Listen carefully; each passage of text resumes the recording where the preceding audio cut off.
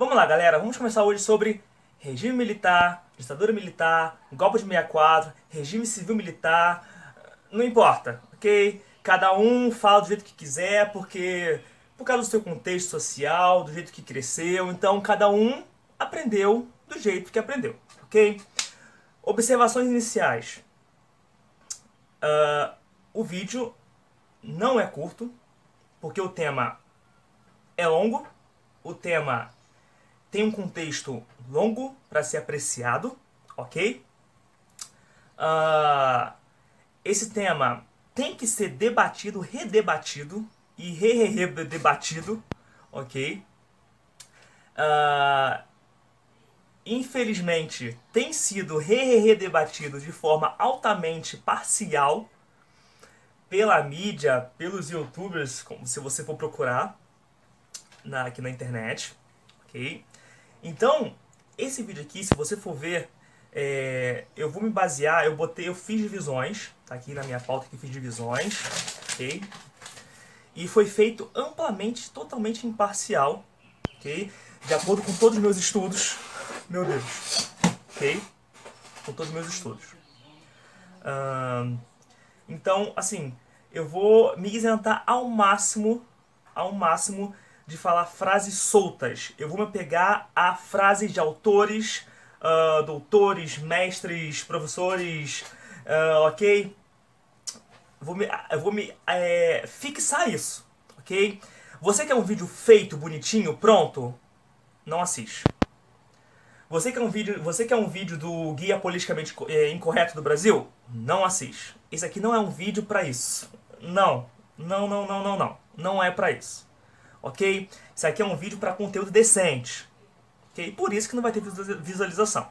Por isso que os meninos vão vir aqui, vão vir a este vídeo e vão dar dislike. Porque vão falar que eu sou um professor de história comunista. Ok? Porque é sempre assim, é o mesmo discurso de sempre. Ok? E ainda vão mandar eu tomar no cu com acento. É sempre assim. Ok? Tendo dito isso, vamos lá. Depois eu vou colocar as bibliografias na descrição. Tranquilo? Ok? Muito que bem. Vamos lá, com calma, falar sobre todos os termos já dito anteriormente. Galera, é o seguinte. Primeiro ponto que temos que ter em questão é a questão agrária. Ok? Nós estamos anos 40 e que atingiu o ápice nos anos 60. A questão agrária. Ok? Quais são os problemas detectados no Brasil? É resolver a questão agrária para recolocar o país de volta no mercado de consumo e movimentar a indústria e desenvolvimento econômico. Foi colocado em pauta. Era nítido. Era nítido, põe aí as aspas, ok? Porque tudo que se fala em história, ok? Ou a maioria das coisas que se fala em história tem que colocar mais aspas, ok? Que o mundo rural, a questão agrária, era o que seria o destino da nação, ok? Então vamos ler a primeira frase do vídeo. Consolidou-se nesse período a visão de que havia uma questão agrária a ser resolvida no Brasil, de que a concentração da propriedade fundiária, traço contínuo de nossa história, desde os tempos coloniais, era a base de todo o conjunto de problemas com os quais se deparava a grande maioria da população rural, como miséria, fome, isolamento, baixos níveis de escolaridade, precárias condições de moradia e infraestrutura, apenas para citar alguns. Tais problemas, por sua vez, passaram a ser vistos como fatores entraves à industrialização e ao desenvolvimento econômico. Continua.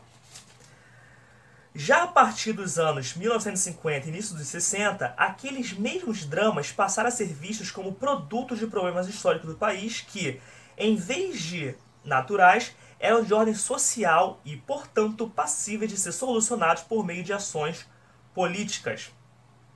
O que passou a ser identificado como a origem dos principais problemas do campo e de boa parte das mazelas da nação foi o grande domínio rural, o latifúndio. E se era essa a causa de nossos grandes problemas, a solução que foi aos poucos se firmando foi a de sua eliminação via reforma agrária. ok.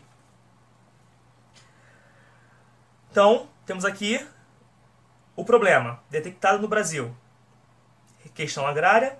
Como se resolve isso? Reforma agrária. Ok? Redistribuir as terras. Ok?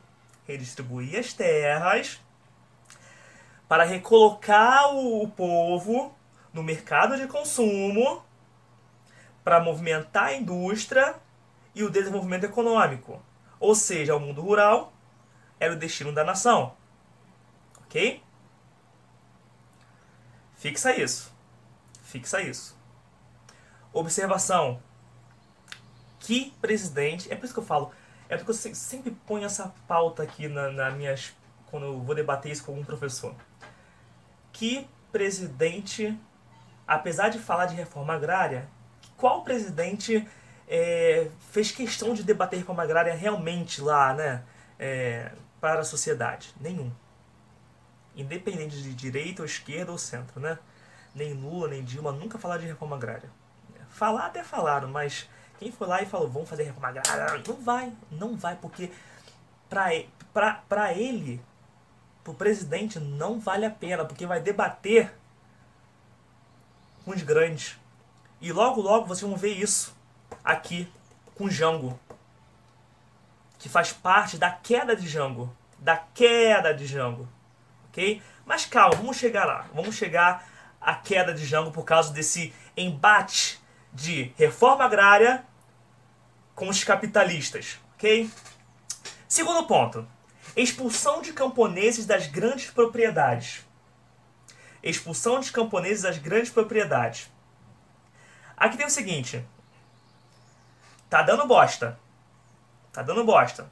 O campo tá ruim. Certo? O autor, Mário Greenspan. Ok? Espero que tenha citado certo o nome dele. Ele dá aqui dois exemplos. Nordeste tem o declínio dos centros, tem o declínio dos antigos engenhos e sua incorporação ao sistema de usina. E no Sudeste tem o processo de urbanização no Rio. Ou seja, resumindo, é o êxodo, ok? O pessoal de lá, do campo, começa a ver aqui ao urbano como fonte de lucro, porque lá tá dando mais lucro. Então ele começa a vir pra cá. Entendeu? Gente, presta atenção. Esse vídeo aqui não é uma aula sobre o regime militar de 64, ok?